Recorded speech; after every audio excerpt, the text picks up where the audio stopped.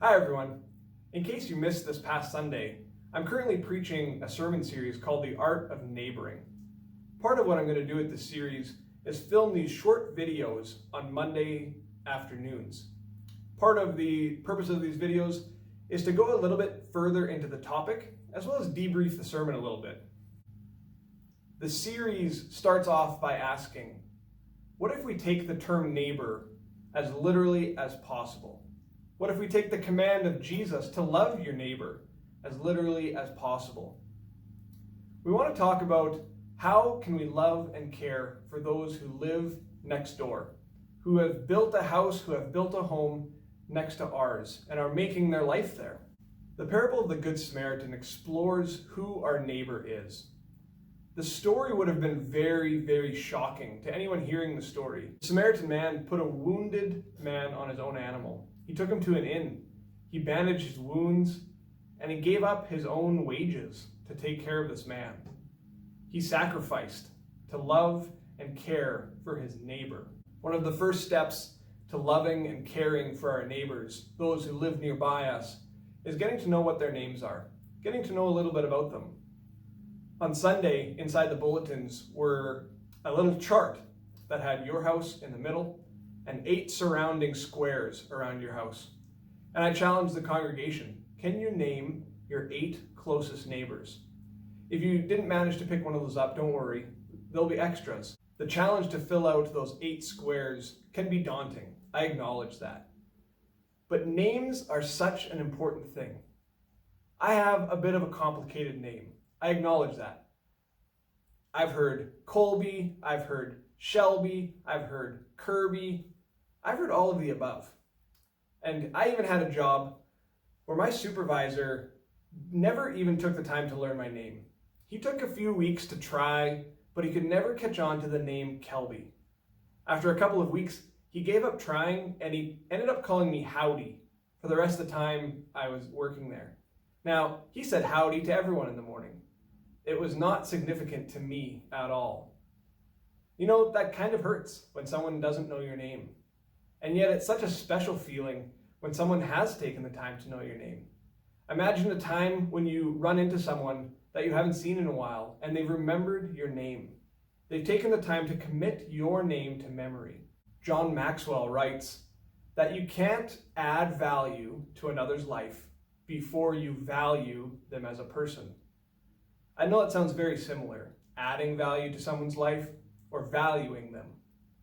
But they are important to do it in the right order. You must first care about someone. As I mentioned in my sermon on Sunday, we must have a genuine concern for our neighbor's physical, emotional, and spiritual well-being. That's how we value them as a person. And once we value them, then we can take steps to add value to their lives. I think knowing someone's name is also part of valuing them. When you know somebody's name, you acknowledge them as a person. When you know my name, Kelby, I'm not just, hey you, or hey man. I'm not just Tyler's younger brother. When you know my name, you make me a person. You make me an individual. And that's important. I know what some of you are thinking. I've lived in my house 5 years, 10 years, 20 years, and I still have neighbors that I've never spoken to. I don't know anything about them apart from the color of their car that drives into the garage each evening, or what kind of flowers are planted out front. But you know what? Some of them are going to be in the exact same position you are. When you first walk up to a neighbor to start chatting with them, they're going to think, what's going on? Why is this person talking with me? Can I even trust this person? These questions are going to go through their head. And maybe you're having the same fears as well. Why on earth am I going to go talk to this stranger? But there's value in knowing those around you, in building relationships with those around you, and in having genuine concern for their well-being. That's why you're going out. That's why you are going out to go and get to know your neighbors. Getting to know your neighbors' names is just the first step. When you reach out, when you get to know their names, you can call them by that name, by their tag, instead of just, hey you. When you get to talking with them, you're going to get to know what they like, what they dislike. and you're going to get to know more and more about them. But it starts with a name. If you don't know a name, it can't move any further. Getting to know your neighbors' names is scary. But they're nervous about it too. And someone has to take the first step. If we're going to build relationships with our neighbors, somebody has to take the step out the front door first. So why not you?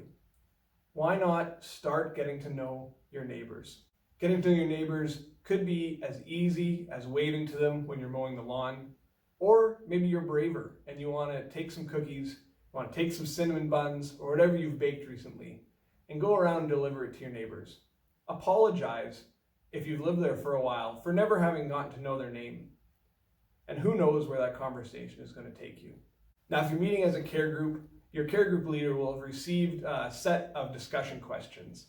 I encourage you to take the time, walk through each of those questions together as a group, and discuss some of your experiences in neighboring.